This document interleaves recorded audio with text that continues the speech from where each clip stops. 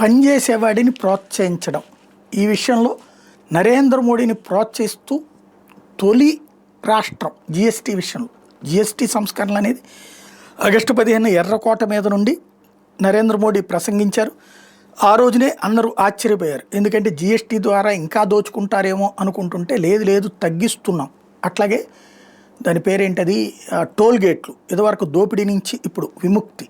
అంటే భారీ వాస్తవంగా 100 రూపాయలు వసూలు చేసే చోట అర్జెంట్గా 10 రూపాయలకి తగ్గించేస్తే ఆటోమేటిక్గా పబ్లిక్లో వచ్చేటటువంటి పాజిటివ్నెస్సే ఈ రెండు విషయాల్లో కూడా కనబడుతుంది.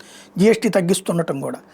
దీన్ని బీజేపీ వాళ్ళు ఊరు ఊరు చెప్పుకుంటున్నా రేట్లు తగ్గినప్పుడు ఆటోమేటిక్గా తెలిస్తే పేపర్లో అడ్వర్టైజ్మెంట్లు వేస్తున్నారు. కానీ అభినందిస్తూ ప్రోత్సహించినటువంటి తొలి రాష్ట్రం కింద ఆంధ్రప్రదేశ్ ఉంటుంది.